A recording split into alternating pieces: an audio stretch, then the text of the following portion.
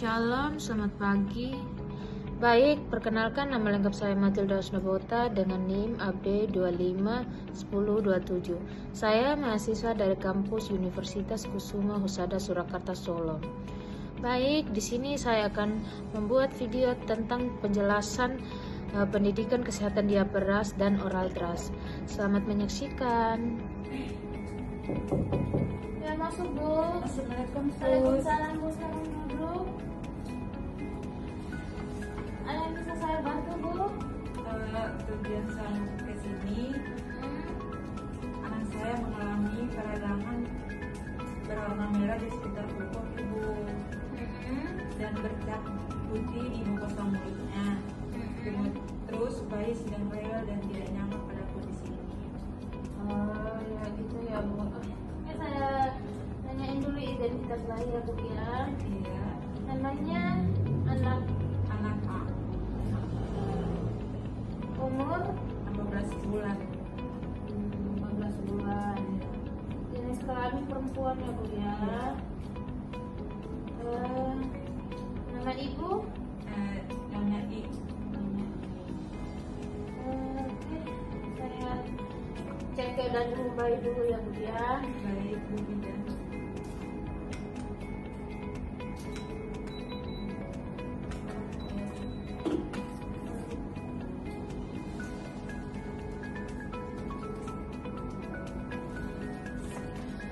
Untuk keadaan umumnya normal ya Bu ya, suhunya 36,5 derajat Celcius, nadinya 10 kali per menit. Untuk pernapasannya 30 kali per menit ya Bu ya. Boleh saya lihat di ruang pokoknya? Isi aja ya. Oh, sini. Iya, di sini yang ada merah-merah.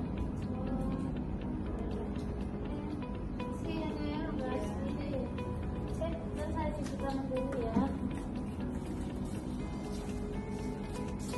Saya cuci tangan pakai 6 langkah ya Bu ya. Baik Bu.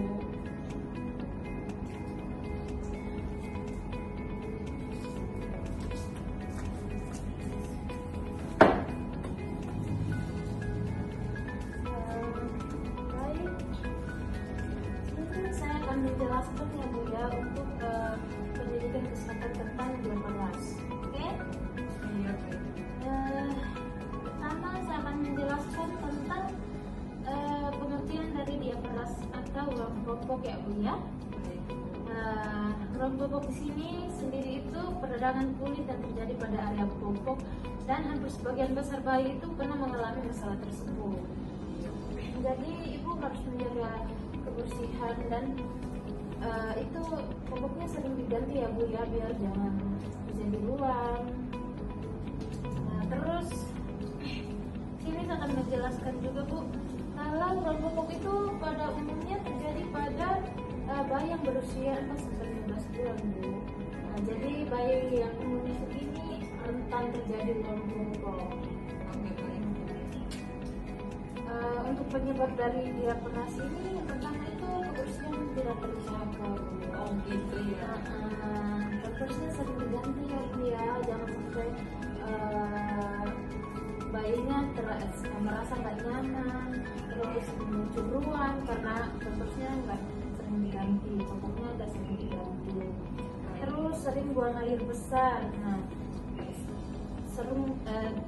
Sering buang air itu yang menyebabkan ruang pada bokong bayi. Terus yang ketiga itu bayi sedang mengonsumsi antibiotik atau bayi yang mendapatkan antibiotik dari kasus ibunya.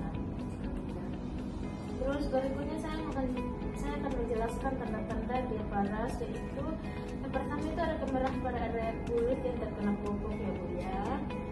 Biasanya di pantat, genitalia hingga selangkah. Terus selanjutnya saya akan menjelaskan penatataan dari cara mencegah diabetes ya Bu ya. Yang pertama, gantilah popok yang basah sesering mungkin. Yang kedua, hindari penggunaan tisu basah karena dapat menambah iritasi. Jadi jangan menggunakan tisu basah ya Bu ya. Yang ketiga, gunakan air bersih untuk membersihkan area popok. Setiap kali mengganti popok langsung dibilas tanpa perlu digosok. ya Bu, cukup ditatak aja ya Bu ya, jangan digosok-gosok karena kulit bayi masih tipis, sensitif. Terus yang berikutnya, cukup keringkan dengan menepuk kulitnya tanpa digosok karena gosokan kertas dan keras dapat menyebabkan kerusakan pada kulit bayi. Jadi kalau ada kemungkinan besar kalau digosok-gosok akan menimbulkan luka ringan pada bayi ya Bu ya. Berikutnya, hindari penggunaan popok terlalu kencang. Nah, kalau terlalu kencang bayinya nanti nggak nyaman, mengakibatkan rewel terus, nangis. Terus yang berikutnya, tidak disarankan menggunakan baby oil dan atau lotion untuk mengurangi ruang popok. Jadi jangan menggunakan lotion sama baby oil. Baik, di sini saya menjelaskan juga tentang pencegahan diaperas. Pertama itu, pilihlah jenis popok dari bahan kain yang menyerap keringat, biar bayi tersebut jangan mengalami ruang popok ya Bu ya. Yang kedua, sering mengganti popok bila basah. Jadi kalau udah merasa bayinya nggak nyaman, sering rewel, berarti dia nggak nyaman sama popok yang basah. Jadi sering diganti ya Bu ya. Berikutnya, sering menjaga kebersihan sekitar popok. Jika ada keluhan yang mungkin tidak bisa diatasi, pergilah ke puskesmas terdekat atau rumah sakit terdekat biar ditangani dengan tepat dan benar ya Bu ya. Ada pertanyaan Bu? Cukup gitu aja Bu. Ini ada dokumentasinya ya Bu ya, ini.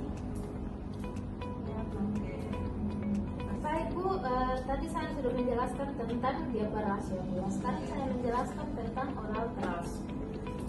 Yang pertama itu pengertian dari oral thrush, di mana kondisi selaput lendir mulut biasanya mukosa pada lidah dan lidah, kadang-kadang palatum, gusi serta mulut. Terus gejala oral thrush ya. Yang pertama itu ada tapak bercak putihan pada mulut seperti bekas susu yang sulit dihilangkan. Biasanya ada gambarnya ya Bu ya, ini seperti ini. Seperti ini ya Bu ya. Terus yang kedua itu ada bayi kadang-kadang menolak untuk minum karena dia nggak nyaman, ada sesuatu yang nggak enak di mulut ya Bu ya. Mukosa. Terus yang kedua, mukosa pada mulut. Terus yang ketiga, mukosa mulut mengelupas. Yang keempat, lesi multitypal atau luka-luka banyak pada selaput lendir mulut sampai bibir memutih menyerupai bekuan susu yang melekat bila dihilangkan menjadi berdarah. Itu kan biasa kayak putih-putih di pinggir-pinggir bibir itu loh Bu. Jadi kalau dikupas bisa berdarah dan itu menyebabkan iritasi pada bibir bayi ya Bu ya. Terus bila terjadi kronis maka terjadi granulomatose atau lesi benjolan kecil menyerang sejak bayi sampai anak-anak yang berlangsung lama hingga beberapa tahun akan menyerang kulit anak. Ya, berikutnya gejala yang muncul biasanya suhu badan meninggi sampai 40 derajat Celcius. Terus berikutnya tanam makan atau makan dimuntahkan, tanam susu, botol bahkan ASI dan gelas dan gelisah terus. Yang berikut, bayi banyak mengeluarkan air liur lebih dari biasanya secara psikis, dia juga akan biasanya rewel ya Bu ya. Di sini cara menangani oral thrush itu yang pertama, mencuci bersih botol dan gelas susu, setelah itu seduh dengan air mendidih atau direbus dengan mendidih jika butuh bahan rebus belum dipakai. Itu maksudnya untuk biar steril lebih bersih gitu ya Bu ya, dengan cara direbus. Tapi lihatlah botol yang bisa direbus, takutnya botol yang tidak bisa direbus nanti kerucut dia Bu. Terus yang kedua, ada bayi lebih baik yang diberikan daun kempong karena selain dapat menyebabkan oral thrush juga dapat mempengaruhi bentuk ini biasa terjadi ya Bu ya. Jadi ada semacam itu kelas yang bisa didot kayak dot itu, tapi bukan dot. Ada biasa yang dijual di pasar ya Bu.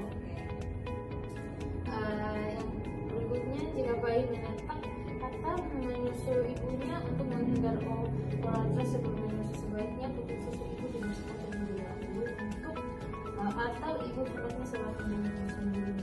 Nah di sini Bu, sebelum menyusui bayinya sesering mungkin itu penghidarannya dibersihkan dulu, baru dikasih ASI. Terus yang berikutnya adanya sisa susu dalam mulut bayi setelah minum juga dapat menjadi penyebab penyakit kolateral jika kebetulan ada bakteri di dalam mulut.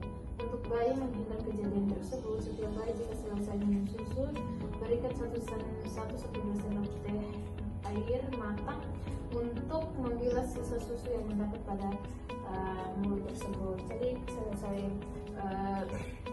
dikasih ini ASI, nanti dikasih itu air putih sekitar 2 sendok ya. Setelah itu saya akan menjelaskan tentang bagaimana cara merawat kolateral pada bayi ya Bu ya. Yang pertama itu kita cuci tangan. Terus yang kedua, membersihkan gigi dahulu dengan jari yang dibungkus kain bersih yang telah dibasuh dengan water matang ya. Terus yang ketiga, mengolesi kulit dengan gentian violet ya Bu ya, dengan 0,25% atau 1 ml suspensi statin ya Bu ya. Yang terakhir, membuang kain sehabis dipakai. Jangan dipakai lagi ya Bu ya, itu udah nggak baik lagi untuk dipakai lagi ya. Ya ini penyampaian tambahan ya Bu ya. Jika mukosa kelihatan putih bertambah, keputihannya bertambah dan bertambah merah, segeralah konsul ke dokter, pergi ke rumah sakit terdekat, puskesmas terdekat untuk dikonsultasikan ya Bu ya, agar dia tangani lebih cepat dan tepat, biar adiknya jangan sakit lagi ya Bu ya. Masih ada yang ditanyakan tentang kolateral ya Bu ya? Cukup itu aja Bu. Oh iya.